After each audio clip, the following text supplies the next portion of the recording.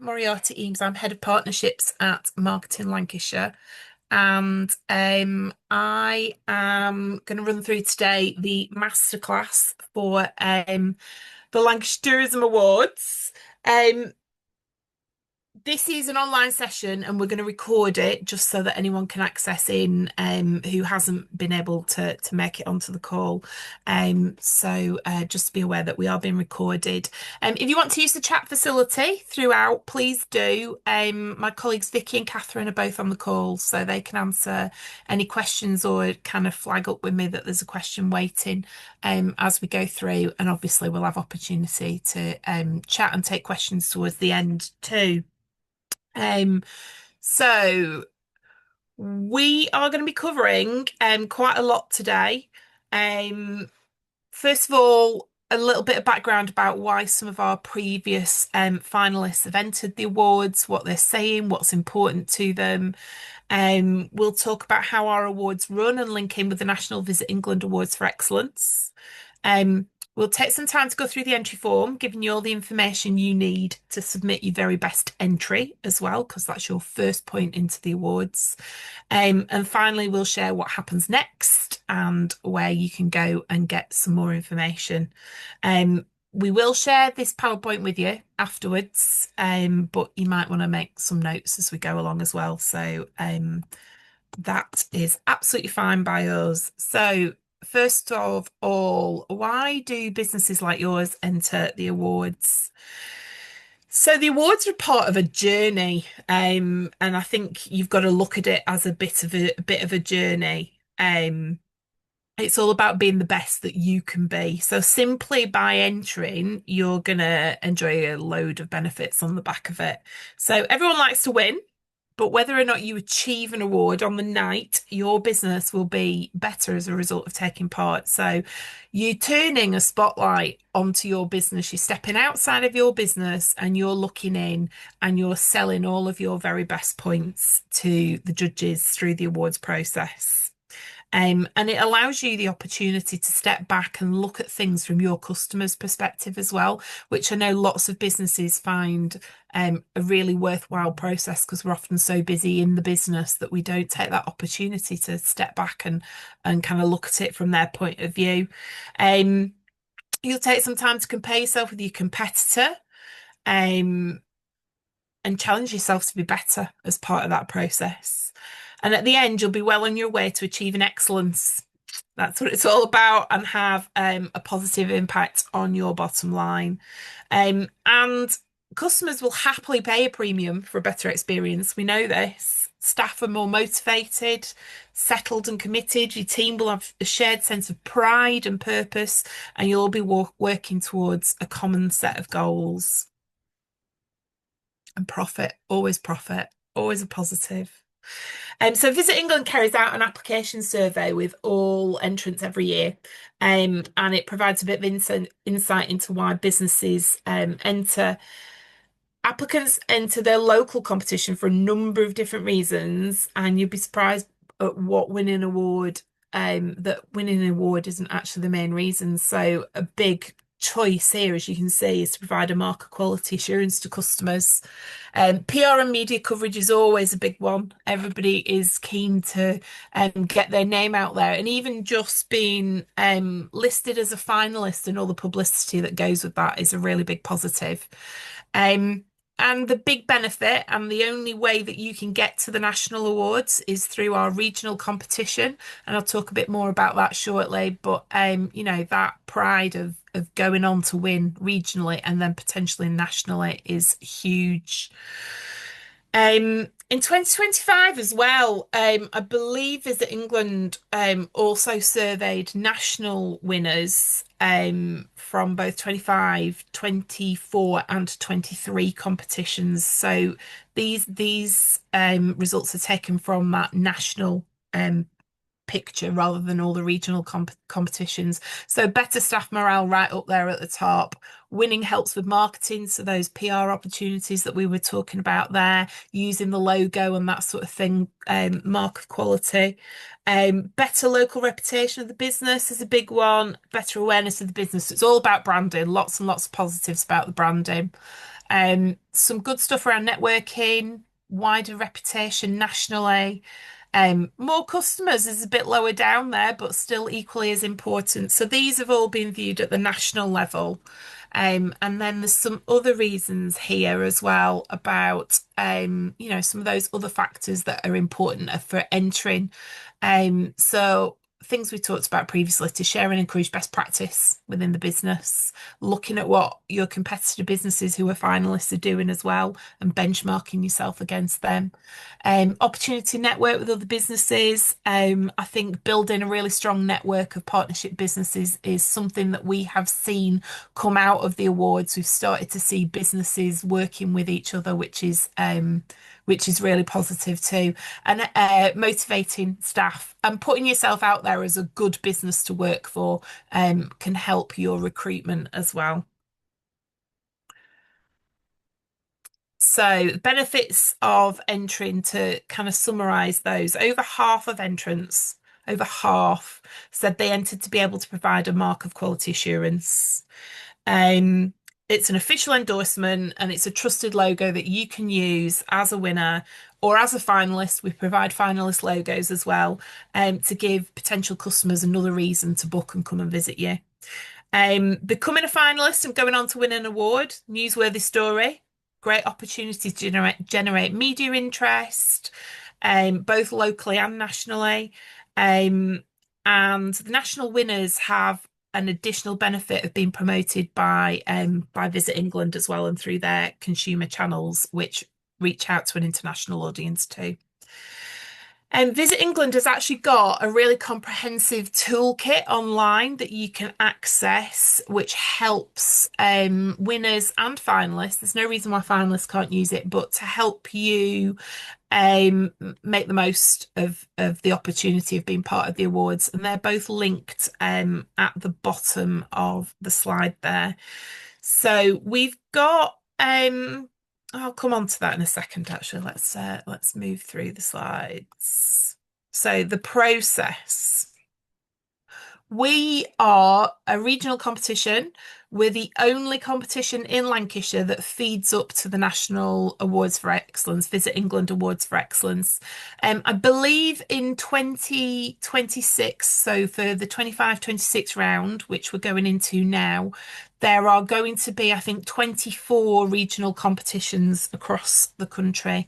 And we have about 22 awards in our competition, but 14 of our awards are core categories that are carried by Visit England, and they feed up to the national awards. So winners from those 14 categories will automatically be submitted to the Visit England Awards for Excellence and be part of that judging process. And you don't need to do anything else as part of that process. Your application and your judging process here automatically goes through, all judging comments and everything go through to Visit England. So here is the judging process. It's a very, very robust process that's all set out by Visit England. So you will apply using our application forms. I'm going to go through those in detail shortly, into the awards. Those are then, once we've got all of the applications in and closing date has passed, a panel of judges will sit down and they look at your eligibility and they score against Visit England set matrix, a scoring matrix. So it's all benchmarked so that every competition is scoring and judging to the same standard. We then advise our finalists, who are finalists, based on that round one.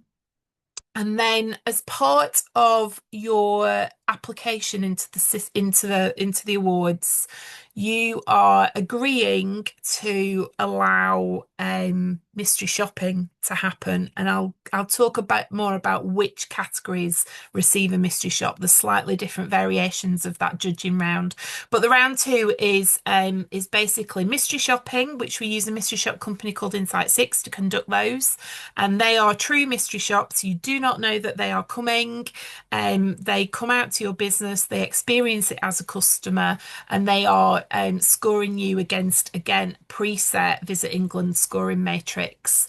But what they are doing as part of that, because we are using this professional mystery shopping company, is they are going into it in a lot more depth than just scoring you. And they are, what you will come away from at the back end of this is a full mystery shop report, which you can have access to after the awards. And I know a lot of businesses have used that as a tool to kind of build on and use in their business development. Um, so that will happen, or the other alternative is that you will receive a pre-announced judging visit, and that again is an industry experienced judge who will come out to your business. They will pre-arrange with you at a time to suit, and have a show around of your business and your facilities. So those visits will take place, and again, I'll go through the timeline of things shortly. Um, and then once all of those scores have been input into our system, into our judging system, you are invited to join a judging panel, which are going to be held on November. I think it's the 11th and 12th of November. Again, I'll go over the dates shortly at Burnley Football Club. And you come in to meet the judging panel. There's usually 4 or 5 judges on each judging panel. Again, all industry experts. And you have 10 minutes to present to those judges, and they have 10 minutes to ask you questions on top of that. From there, everything is a closely guarded secret until the awards night, which will be held in early February. Venue and full date to be confirmed shortly. So you'll find out if you're a winner on the awards night. And then from there, it doesn't end, because what we make sure we do is that every stage of the competition, if you don't progress, you will get feedback. So you'll get feedback on your application form. If you don't progress as a finalist, you'll get feedback on your judging panel. So the judging panel's comments will come to you. But like I mentioned before, you'll also have access to that mystery shop report and judge's visit report if you receive one. So that's a really valuable tool that I know lots of businesses kind of utilize. And what's been great over the years actually is to read mystery visit reports that have, maybe highlighted 1 or 2 areas for improvement. And then the following year, we've seen a mystery visit report come in for that same business, and we've seen that they've implemented stuff and made a difference. And I think that's a really, really useful tool when it's taken on board and used in the right way. So everyone will get feedback throughout the process. Winners of those 14 core categories then automatically get sent through to the national awards for excellence. And we do all of that for you. You don't have to do anything. We liaise directly with Visit England. They will then start to communicate with those winners and tell them that they're part of the process. Visit England then conducts some additional judging, but that judging mainly involves going through all the reports that have already been submitted as part of judging, but they will revisit things like your website, your online reviews, your accessibility and sustainability credentials, and all of that kind of thing. You will then be advised if you are a finalist, a Visit England finalist, and then invited down to the Visit England Awards for Excellence event, which we held. Myself and Vicky attended earlier this month down in Brighton. And again, I'll talk to you a little bit more about that shortly. So like I've mentioned, you're shortlisted to a scoring framework that's set by Visit England. Every question has a score and it's all weighted. So one thing I will say is make sure that you answer every single question to the best of your ability. There's a word count on the questions. Use it. That's really important because it's there for you to tell us as much about your business as you possibly can. Mystery visits we've talked about. So there's a list here of the categories that don't receive a visit, either a mystery shop or a judging visit. These categories are local categories. They're very difficult to mystery shop, large event and small event particularly, because it's usually after the event. We can't mystery shop them. Unsung Hero is very much focused on an individual, and that's by nomination, not application. So again, it's not something we can mystery shop. So these these aren't visited as part of the process.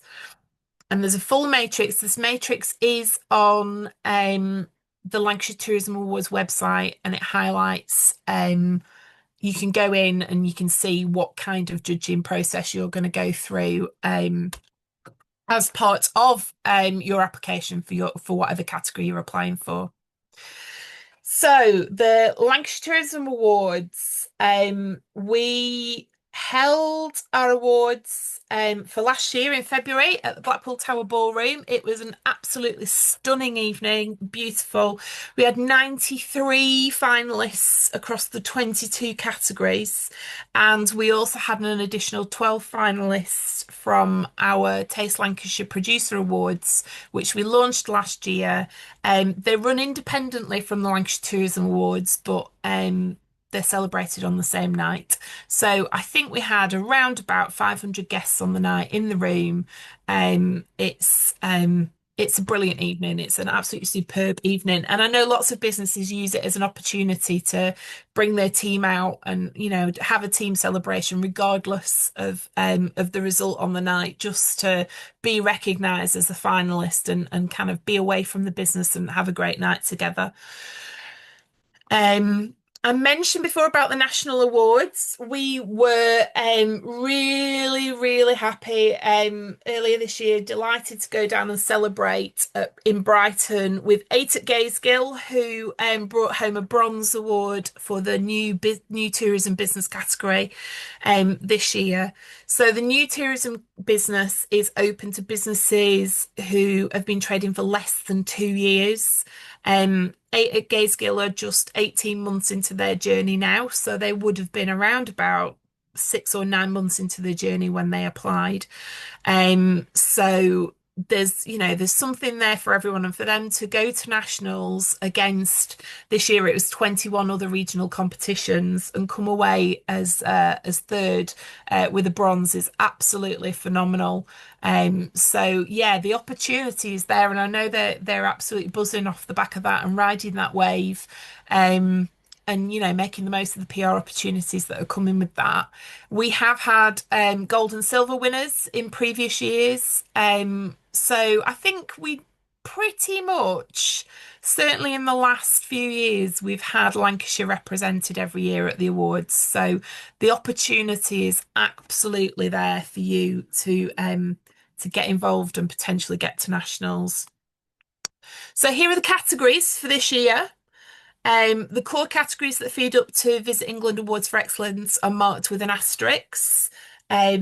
And then those local categories that I mentioned before, we've added in because we believe they're representative of the visitor offer here in Lancashire, something that we do really well, something that's really strong. You are encouraged to enter as many categories as you want. There is no restriction on the number of categories that you can answer, that you can apply for. If it's appropriate for you, stick an application in. You never know. All the categories have got detailed eligibility requirements, and they're all outlined at the start of the entry process. But we do have a page on LancashireTourismAwards.com that highlights all of the eligibility requirements in one place. But so you can either refer on there, or you can go into the category via the application system and look at the eligibility criteria there. There's always grey areas. If you are unsure if you're eligible for a category or not, just drop us a note, give us a call, and we can advise you on whether that is an appropriate category for you. And it's not unheard of that we've referred it up to Visit England as well, just to get their clarification on things, because the last thing we want is for us to approve you into a category that Visit England don't think you should be in. So yeah, if there's any very grey areas, we'll always refer it back to Visit England. Visit England have a steering group. I actually sit on that steering group, so you're in a good starting place anyway. But any queries are referred into that steering group for clarification. So yeah, just don't be afraid to reach out to us if you're unsure about, whether you're fully eligible for a category or not. Excuse me. So we use Visit England's application system, which is a system called Open Water, for the entry procedure. You don't need to register to just access details about the awards. We've got loads of information on LancashireTourismAwards.com. Pretty much everything you might want to know in the first instance is on there.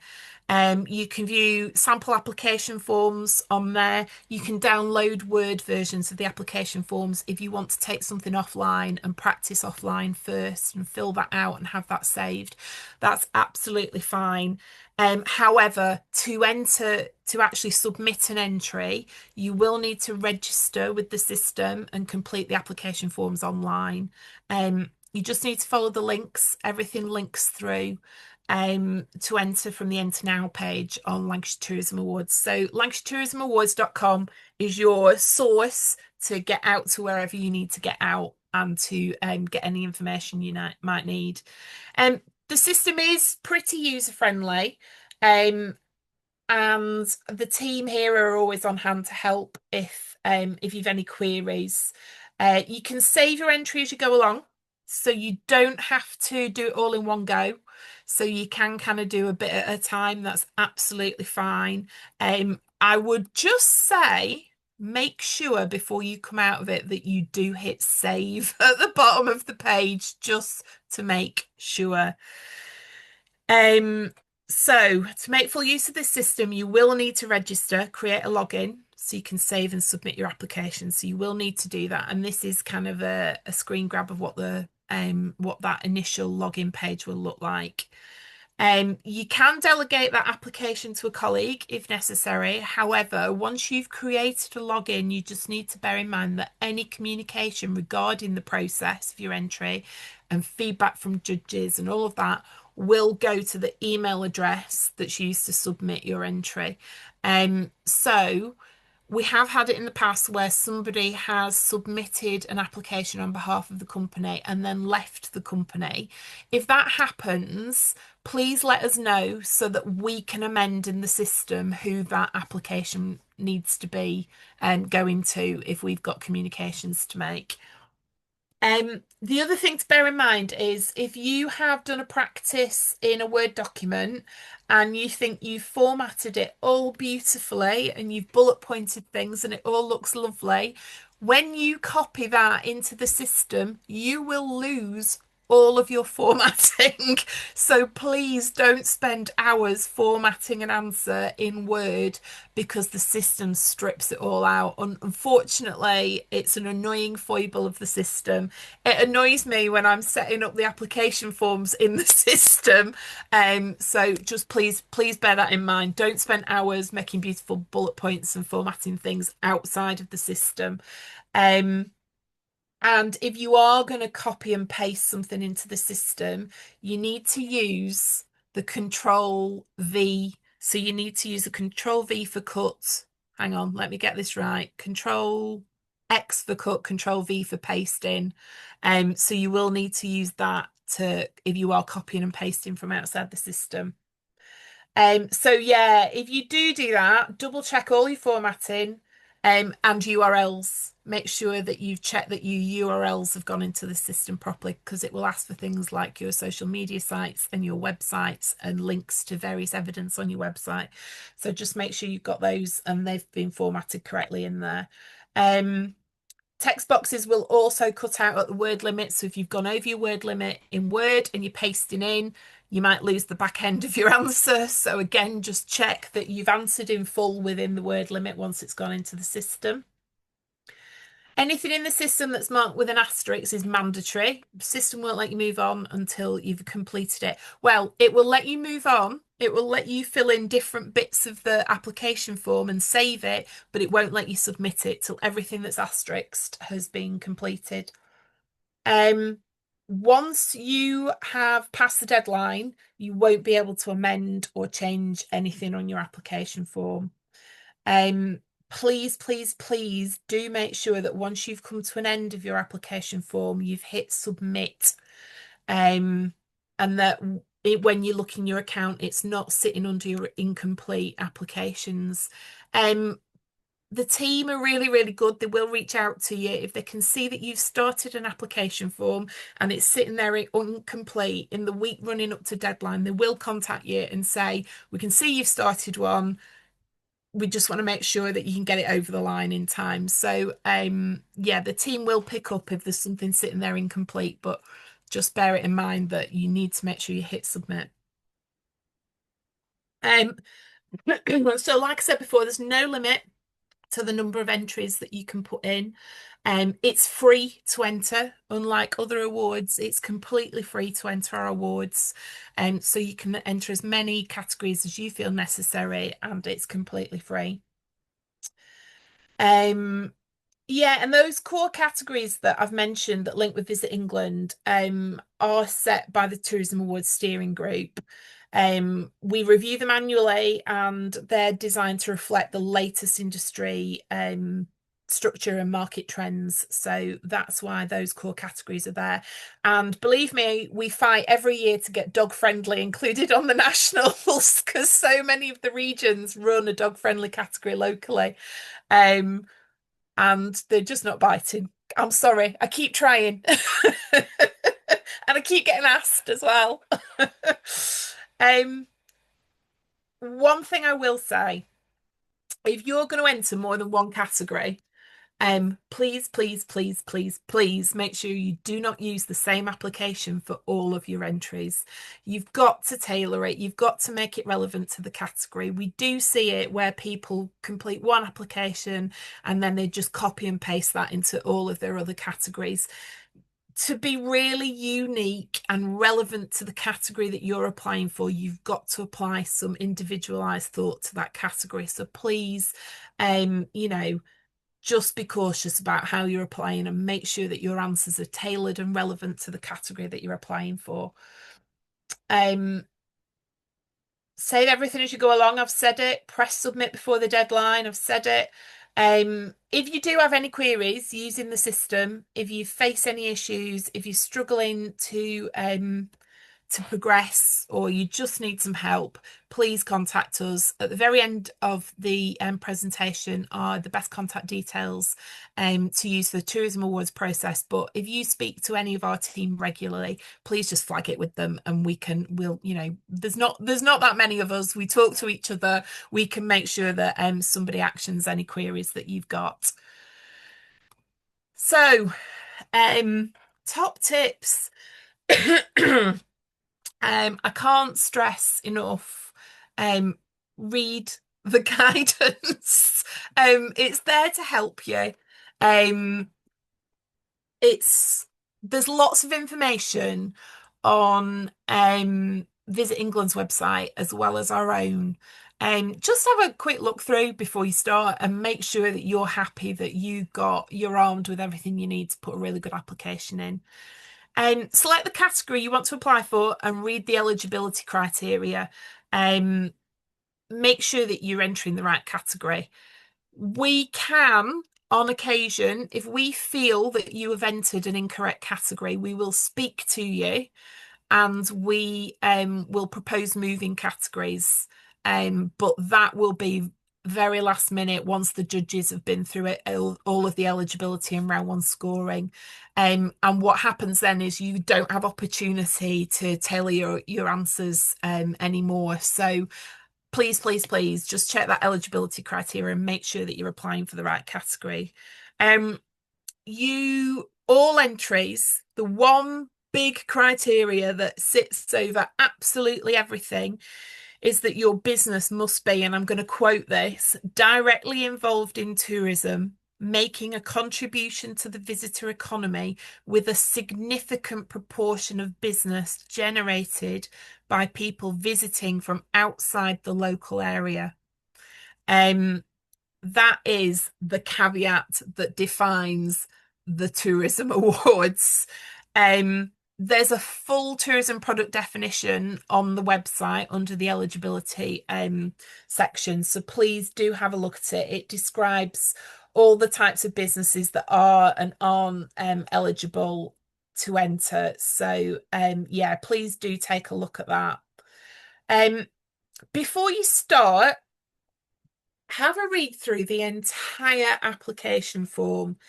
Um, Make sure you've got a good understanding of what is required for the whole form so that you can make sure that you're answering the right questions.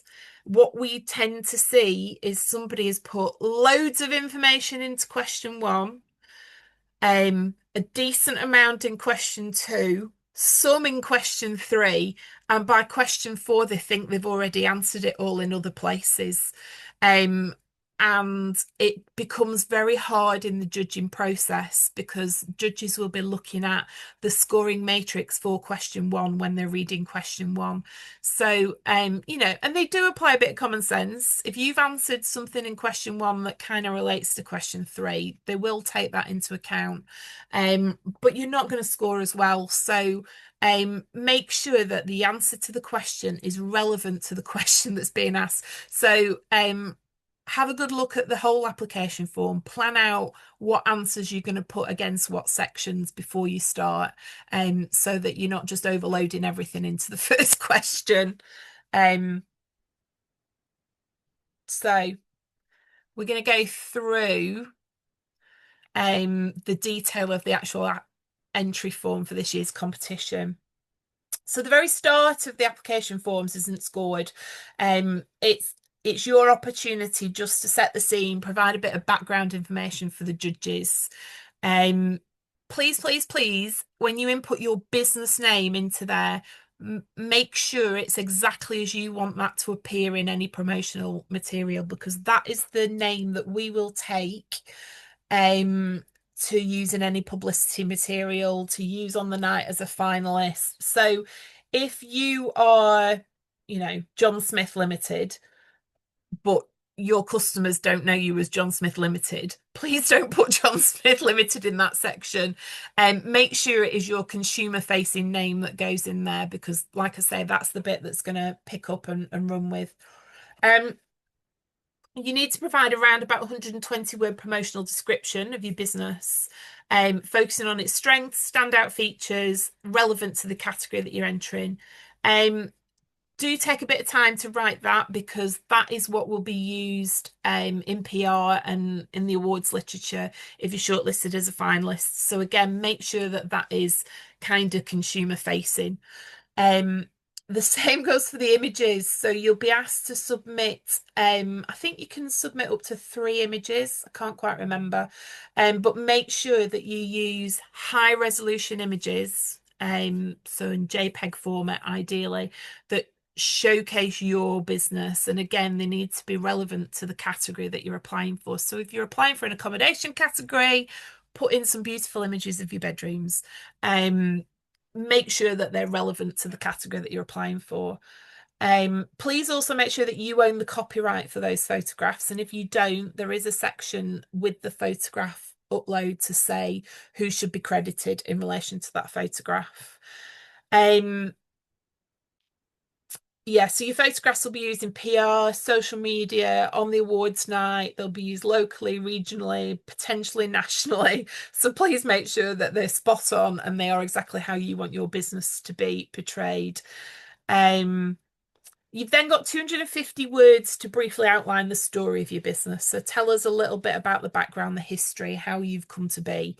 Length of time the business has been trading, time under the current ownership, your target market, typical customer profile, any key milestones in developing the business, size of business indication, number of staff employed, if any. And then there's also a section for you to enter any awards, ratings, and accolades that you've received in the last 2 years. Excuse me. You should include the title, awarding body, level, and date achieved for anything that you put in there.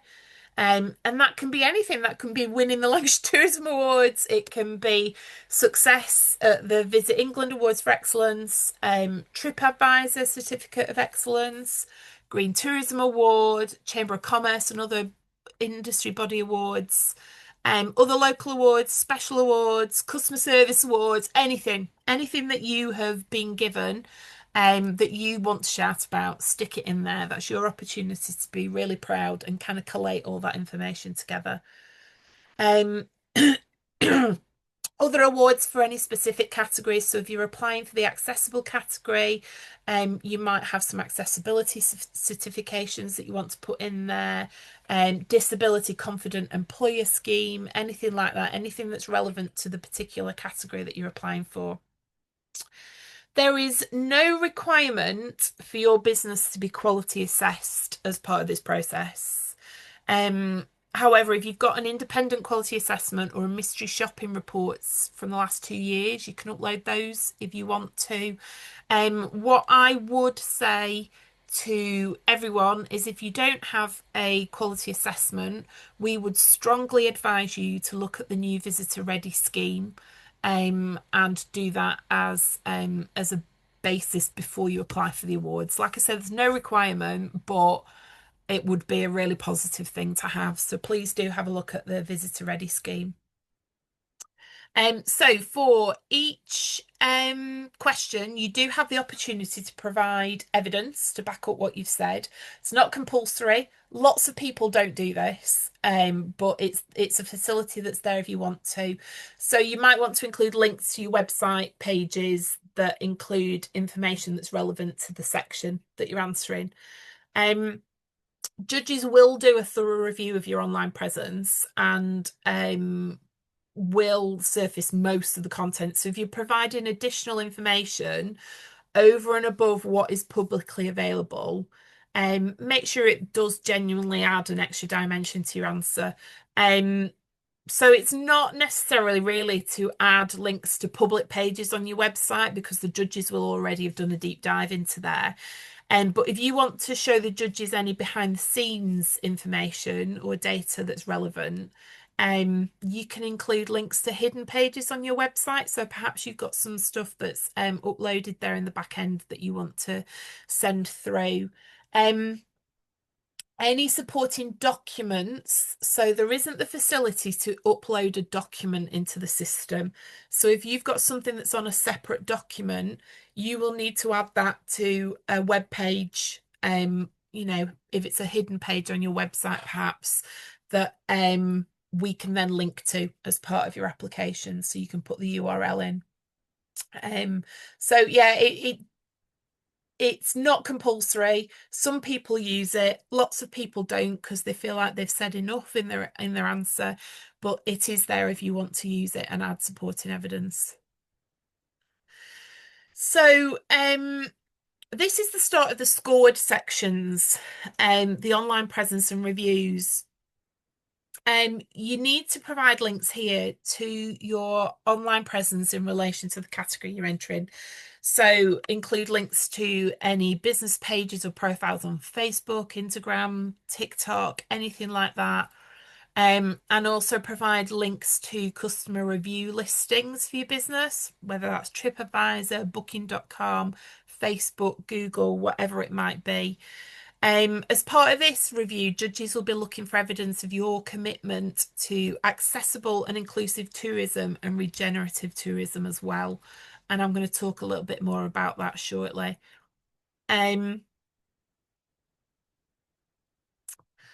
Yeah, so in the core categories this year, this is new for this year. Sorry, I've just lost the note that I was going to mention there. There is, if you don't have a policy to link to on your website, but you are delivering in the area of accessibility or regenerative tourism, there is an option to add a 300-word description about your business approach to that. Now, this is only available on the local categories, but what I would really, really strongly recommend is that you have that information on your website and that you have an accessibility policy on there and even an access guide on there, and that you have some really strong information on regenerative tourism on your website. We have seen Visit England in the last few years has started feeding back on the national finalists, and it can sometimes be the point of difference between getting shortlisted as a national finalist versus not. So many businesses at that national level are doing incredible things in terms of product offering and customer service, and it becomes very difficult for the judges to find those points of difference. And it has come down to, in recent years, approaches to accessibility and regenerative tourism. So I would really strongly advise that you have pages on your website that relate to both of those things anyway, in which case you don't need to submit the 300-word answer for that. Um, so yeah, please do consider doing that if you don't have that. If you do go through to the Visit England Awards for Excellence, this is the big section that will be revisited by the national judges. So make sure that you are really happy that all of your digital platforms are bang up to date before you submit your application. And maintain them as well. Don't think that because your application's gone in for the regional awards that the job is done, because it will be revisited at national level. So make sure that you've got regular, updated and up-to-date content on there. Visit England have produced a digital marketing toolkit. It's well worth a read. It's linked at the bottom of the page there, online marketing. There's loads of information available that can help you to make best use of social media, manage your website, produce great content using Google. Lots and lots of things on there. So please do go and take a look at that toolkit and make sure that your website is up to date before you submit. So yeah, so on accessibility, there's a short video a little bit further on in the presentation, but Visit England will be looking for, and judges in the regional rounds will be looking for, how you attract a diverse audience, so how you market yourself to a diverse audience. And so that's why I'm saying make sure you've got a page on your website that relates to this, because that's part of the attraction piece. And what measures you've got in place to ensure all visitors are welcomed. And this is not just about having ramps and disabled toilets. This is about if you run quiet sessions, or if you have um, menus in Braille, or whatever it might be. Small things, doesn't have to be huge structural things, small things that appeal to anyone with an access need. Again, there's a really, really good accessible and inclusive tourism toolkit on Visit Britain. It's linked at the top of the page there. Please do take a look at that, and make sure that you are in the best position possible. Regenerative tourism, again, there's a little bit more information on this a bit further on. But this is where we're moving now from sustainability, and it's all about championing that tourism should leave somewhere in a better place than it was before. So visitors having a positive impact on a place. So again, there's a regenerative tourism guide on Visit Britain's business support pages. Please take a look at it. If you pick up just a few things from that, that's a really positive move towards having a solid application for this. So into the main questions of pretty much all of the categories. So there's 4 key areas that the application covers. What are your top qualities? What makes you different? What makes you stand out against your competitors? Your recent improvements. So what have you done? Your results, what happened as a result of those improvements, and your future plans, what you're looking forward to in the future. The only exception to this is with the unsung hero category, which is a nomination for an individual.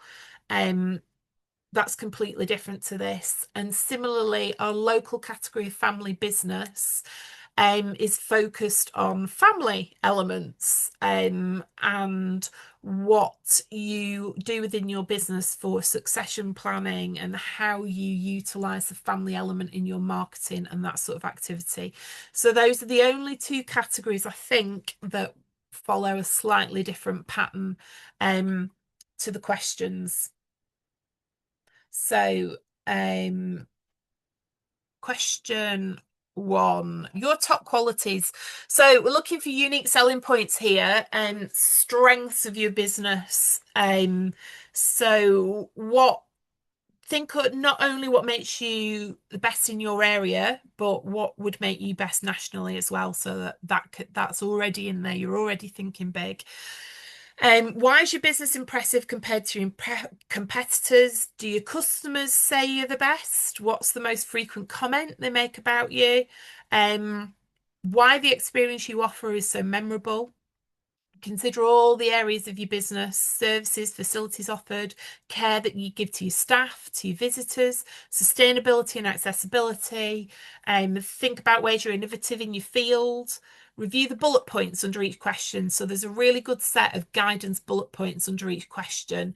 Consider them in turn when you answer your question. You don't have to answer every area, but they're there to help you and showcase what the judges are looking for.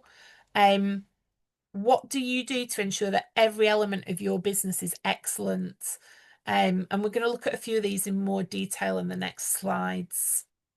So, caring for your customers, how do you delight every single customer that comes through your door? Tell us what you do that might be a little bit different. How do you make them feel special? Provide them with amazing memories to take away. What added value do you offer to your guests? Could be things like warmth of welcome for you and your team, or the follow-up that you give, what you do pre-arrival, anything like that. How do you ensure your staff are the best ambassadors for your business? Is it recruitment? Is it your induction process, training, staff rewards? Why will guests shout about you to all of their friends? What will they say about you when they've left the business? And if there's a problem, don't be scared of problems. We all have problems and complaints that pop up. But how do you deal with it? Is it dealt with swiftly? How's it acted on? What do you do afterwards? All really important stuff. And who's responsible for ensuring that every aspect of a visit is perfect? So some things there to consider for question one. Something else around marketing and promotion. Some elements of marketing are baseline that every business should be undertaking.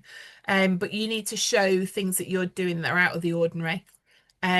So it's really important to show the full journey of the marketing activity. So how did you identify a need or an opportunity? Customer feedback or marketplace assessment? How did you use it to influence what you've done? How do you monitor the effectiveness of activity and amend? How do you ensure the activity is integrated across all your platforms, including your social media, your website, anything else you do in your marketing? How do you increase reach and impact by working with other business and local organisations? So working with us as your LVEP. What is the impact of your activity on your business and bottom line? So all things to consider. So inclusive facilities, it's so important to stress that this aspect is what judges are looking for in all the categories. So it's not just in the accessibility category, it is a strong criteria in everything. So like I said before, it can be the point of difference nationally. It makes business sense. Nearly 1 in 4 people in the UK have an impairment, and that could affect where they choose to visit. So make sure you're on top of it. Improving your accessibility benefits all customers, and it doesn't always require an expensive change. It doesn't have to be something huge. Use that accessibility toolkit to help guide you.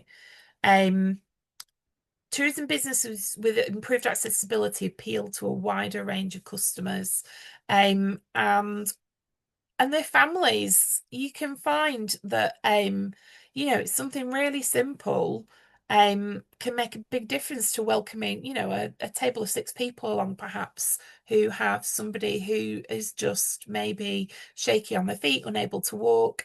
An example is my dad had a fall, broke his hip. He now walks very nervously with a walker. If we go out for dinner now, we're kind of defined by somewhere where I know there's flat access in for him, where we can park near a door, where there is a disabled toilet facility for him to use. And also where he can, a really simple thing for him is he needs a chair with arms on it. So these little things can make a really big difference. It doesn't have to be a huge thing. Um, so yeah, facilities and welcome for people with a range of accessibility requirements. So this is right down to the information that you're providing and what you're telling to people. Adapted customer experiences, like I've just described, accessible facilities, lots and lots of things to consider there. So please do take a look at those resources that are tagged on the slide. There is a video here. I don't know if this is going to play. I'm going to give it a go. But this is Carrie Ann Lightly from Access Able, who's just talking about why accessibility in tourism is vital and why you need to be talking about it. I'm going to give this a go. My name's Carrie Ann Lightning. I'm a blogger and travel writer who has cerebral palsy and needs the wheelchair. And I also work in marketing for the National Disability Organisation, Access Able. I don't think that we can understate the importance of accessibility awards in tourism that really allow us to shine a light on the businesses who are going above and beyond to welcome everybody. For me personally, as a person with access requirements, it shows me that the value of my business is recognised and welcomed. And I just want to give my congratulations to all of the finalists and award winners this evening. My name's So, moving on to the other section that is covered in every category as well, which is regenerative tourism. So I spoke about this earlier. For this year's cycle, we had a previous category, ethical, responsible, and sustainable tourism, and that has been replaced this year with the regenerative tourism category. But this is, like I say, this runs through every single category. So this is about telling the full story, how you've identified an opportunity or need to improve your regenerative tourism offering and encourage visitors to get involved. How do you develop a solution, implement it? What was the impact on the business and the bottom line? This is about more than just carbon offset, energy saving. It's about proactive putting back in. So again, there is a section on this in pretty much every question of every single category. So familiarize yourself with that sustainability toolkit, and make the most of that as part of your answers. I'm going to move on to question 2, which is all around your recent improvements. So the first thing I'm going to say here is if you are putting improvements into your category, please only include examples of improvements that you've undertaken in the last 2 years. This question asks you for up to 5 ways in which you develop your business. It does say up to 5 ways. If you can find 5 ways, tell us about 5 ways. The more you can put in there, the better. It might be promotional initiatives such as a new website, improving the skills of you and your team, expansion and upgrade of facilities, not-for-profit successes such as community engagement, partnerships, that sort of thing, sustainable practices that link to regenerative tourism, inclusive facilities. So there's a theme running through. Use of digital technologies such as AI, it's an increasing thing. Please make sure you put in as much as possible and show your full journey for it. So why did you do it? How did you decide to do it? How did you embed it? And what targets did you set out to achieve? Give us as full an answer as possible and try and evidence stuff as if you can. How have you monitored outputs? Tell us about that. So yeah, just giving us as much information on recent improvements as possible. It's going to help you stand out against the others. And then your results. So tell us about 3 successes from the last year. I cannot emphasize enough here, provide figures where you can. Give us a percentage increase. You don't have to give us pound notes, that's fine. but give us a percentage increase or uptake or whatever that might be. So, some examples for this. Are you able to attribute any of those successes directly to your answers that you gave in question two with your improvements? Um, Increase in repeat business, business generated from marketing activity, growth of social media, not-for-profit successes, so partnerships, that sort of thing again. The significance of the level of that success, the impact on your business. That is, it's all great having a result, but what does it actually mean to your business? What difference has that made? So again, use your word count, try and give us as many of those improvements that have been asked for as possible, and try and cover different areas of your business in your answer.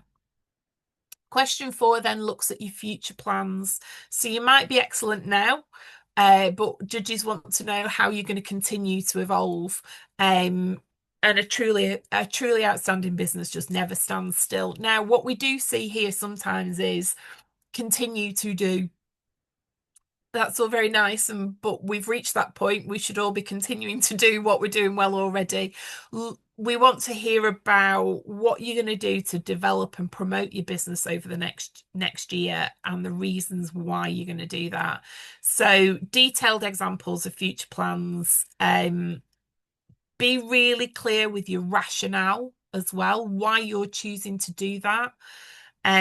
So some examples: diversification, resilience building, so how you're going to adapt and perhaps introduce AI or technical elements into your business. Sustainable practices, if you're not doing them now, what are you going to do? What are you going to implement? Again, thinking about regenerative tourism as part of that. Inclusive facilities, if you're not doing it now, what are you going to do? Commit to it. We want strong and specific answers here, not just we're going to improve the accessibility of our venue. How are you going to do it? What are you going to do? Expansion and upgrade of facilities. Sorry, my computer's about to die, which would be terrible in the middle of a presentation. Um, what have you done to enhance your facilities or your services, your skills of your team? Again, looking at those. Operational efficiency is a good one. Are you implementing anything that's going to make you more productive or more efficient in what you're doing? So again, lots and lots of suggestions. Each question details all of these bullet points. It tells you some of the things you might want to consider. So take each point in turn and think really hard about, have you got something that applies to that? You don't have to cover them all, but certainly cover as many different areas as you can in your answers. So some more top tips. Avoid hesitation. Be really specific and confident in your answers. Repetition. Don't duplicate what you've already said. Like I say, read all of those questions from the beginning and make sure that you are answering the right bits in the right sections so that you're not duplicating. And don't deviate from the question. Answer the question that's being asked. It's like an English comprehension exercise. Answer what you're being asked. The questions are specific. So once you've drafted your answer, go back and read the question again and challenge yourself to tighten that response up and make sure that it's as accurate to the question as it can be. You can check your word count. I know the system will cut you off once you've reached your word count. So if you can convey what you need to say in less words, don't feel you need to pad your answer out, but just challenge yourself to make sure that you've used it to the maximum to get the most effective answer out there. Yeah, a really common mistake is to provide the answer that you want to give rather than the answer to the question that's being asked. So again, I'd just emphasize, be really specific about answering that question, and be specific with any data or evidence facts to support your answer. This is often the one thing that can pick up more scores, is just having that evidence as part of your question. So giving the percentage uplift in your results and that sort of thing. And again, if you are answering multiple categories, if you're applying for multiple categories, just make sure that your answer is specific to the category that you are answering. And on that point, um,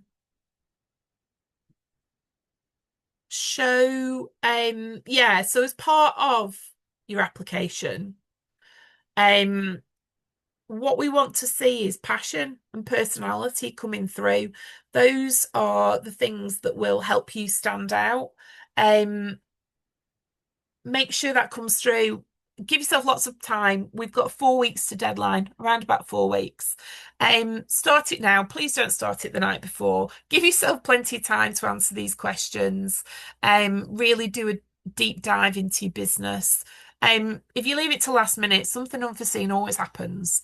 And then you'll be in panic mode. So give yourself the time to take time over it and really give the best in it. Please remember that the judges don't know your business, and they can only judge based on what you're putting into your application form. So make sure you've painted a really good picture. Um, Consider asking someone else, whether it's a colleague or a friend, to look over your application before you submit it. They might well go, oh, but what about such and such thing you've not mentioned? So that's really important, just to have someone else cast a fresh pair of eyes over it. And somebody, again, who's looking from the outside in often sees things very differently to how you see it yourself. Um, and make sure your photographs that you use are inspiring, and really showcase your business as best you can. Check your form, just check before you submit. Make sure you cover lots of areas on your answers. Show how you act on customer feedback. That's a really big thing. Show what's informing the choices and the decisions that you're making, and the things that you're influencing in your business. Don't forget accessibility and sustainability. I know I've said it a lot, but they really do make all the difference in this process. So, what are your next steps from here? This is our timetable of activity. So the applications opened on Thursday last week. Masterclasses today. Congratulations, you made it. And the application deadline is Friday, the 18th of June. Now, that is for pretty much all of the categories except for our event categories and our Hospitality and Tourism Student Award. That is to allow any summer events to apply, and students to complete their year before their submissions are put in. If you are employing a student or you have an apprenticeship on placement in your business, you can absolutely nominate them for the Hospitality and Tourism Student Award as well. So please do consider that if you've got some really good learners in your business who are doing great things. We'd love to see nominations for them as well. We will be announcing finalists early August. So once the application deadline is closed, everything will go to the desk judges, who will work through that round one eligibility and judging. And we will then announce their shortlists in early August. And again, a bit later in the year for the other categories. And from there, then your mystery visits will start. So the mystery visits and the pre-announced judging visits will take place throughout all of August, September, and up until mid-October. We usually see the majority of them done by mid-September. The reason we try to run them throughout the summer period and into the shoulder season is, especially with accommodation, we try and leave the accommodation until you're out of your busy summer season. So we try and do those kind of heading into the shoulder season throughout September. But it's down to our mystery shopper availability, and you may well find that some of them pop up during the summer months as well. But we do advise them to try and keep those towards the back end. Judging interviews, like I mentioned before, they're on the 11th and 12th of November at Burnley Football Club. You will be notified about 3 to 4 weeks beforehand of your nominated slot and day, but please do keep both dates as free as possible for now, because when that timetable comes out, there's very little movement in it. it's kind of set. It's such a busy day for those judging panels that you'll be allocated a day and a time to come for interviews. So please do try and keep them as free as possible, and keep your eyes peeled for the awards event announcement. That will be coming soon. Just a quick one on judging days. This is your opportunity to stand in front of the judges and really talk and expand on your application form. So be authentic and make sure you're addressing the category that you're up for again. Again, if you're up for several categories, people come in and pitch the same presentation and judges get really frustrated because they think, well, it was a great pitch, but it wasn't answering the question. It wasn't relevant to this category. Again, don't assume those judges know your business. Give them the background, give them some context. Um, Focus on what you're presenting. It makes a big difference. Um, and really sell yourself. Tell them why you are a winner in that category. And one other thing I would always say is send the right people from your business as well. Lots of people use a PR agency to apply. That's fine. You can do that. That's no problem. But when it comes to standing in front of a judging panel, nobody gets across the real passion about a business better than you and your team do. So bring the right people along. If you're applying for the Taste Lancashire category, which is all about food, bring your chef along. Bring somebody who is passionate about that aspect of your business along to that interview. Lots of people are really nervous, but the biggest piece of advice I can give is just be authentically you, and enjoy the process. Enjoy the networking in the waiting room as well. There's always some great conversations going on in the waiting area on judging days too. But that's further down the line, and we will give more advice before judging days as well. Here are some useful links for you. So I've mentioned a few of the toolkits as we've gone through the presentation. It's well worth taking a look, like I say, at those toolkits. We will email all this out to you so that you've got them to hand. These all contain loads of useful information that will help you to be the best at what you do, regardless of the Tourism Awards process. So yeah, please do take a look at some of these. I'm pretty sure they can be incredibly helpful in general. And just remember that excellence does pay. You'll be a much better business having undertaken this process, regardless of whether you win a category or not. Embrace it as a business. Embrace it as a business growth process. Use it to build on and learn, develop your business, develop your staff, and use it to move closer to achieving excellence. There'll be lots of benefits on the back of it.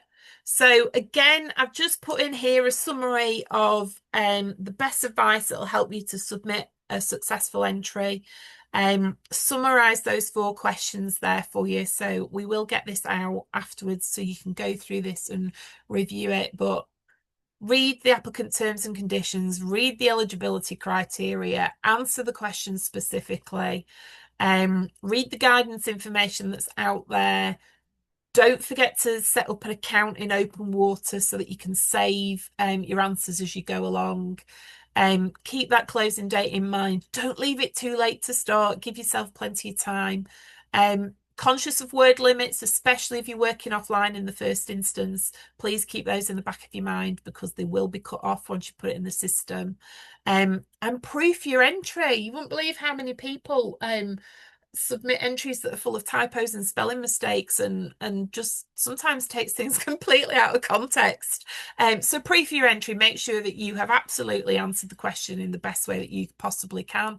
But most of all, good luck. Enjoy it. Enjoy the process of stepping outside your business and taking a view on things.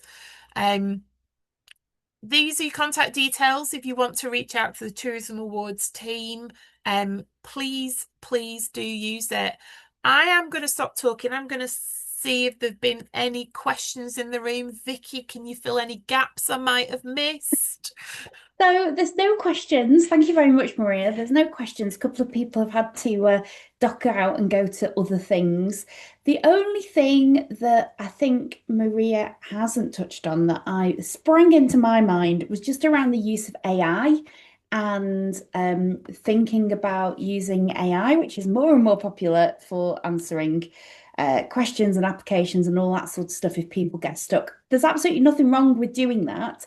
However, just be really conscious that sometimes what that does is create something that's really waffly and sounds good and uses lots of big words, but actually lacks some substance behind it. So make sure that if you are using any kind of AI tool to help you, that it still provides you with an answer that really showcases your business and that it's not just giving you a load of generic waffle that sounds really good. It's really the last couple of years it's become more prevalent and it's really easy to spot when somebody's just got something to give a very generic waffly answer about what makes a business great and not it's not kind of come from a genuine source. So yeah, that was the only thing I think that we haven't touched on. I think just to explain the mystery shop process as well. Um, your mystery shopper will come and experience and have the experience, but before that happens, once you've been shortlisted, if you are due to have a mystery shop, we will send to you a generic email, sorry, a generic letter, which we would ask a senior manager in the business to sign, because what will then happen is the mystery shopper will have your specific letter that is signed by your senior manager, so that at the end of their experience, they can present that letter to inform you that you have been mystery shopped and to request that you comp the bill for their visit, their meal, whatever it might be. They're all briefed on really tight restrictions on what they should experience, so they're not going to come in and spend a ridiculous amount of money. They've got very specific points of your business to experience, and it's sensible.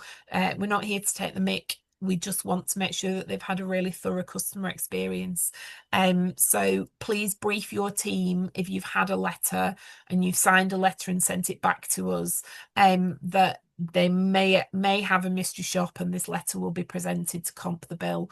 So yeah, please bear that in mind on the mystery shop process as well. Have we got any questions? I'm going to stop screen sharing because I can't see anyone. Are there any questions at all? All good. Brilliant. Well, thank you so much for joining us. We will make this available online to review again if you want to go back in and review anything. And we'll also circulate the slides and all of those links and everything for your reference. So thank you so much for joining us today, for listening to the presentation, and very best of luck with your application forms as well. Thank you very much.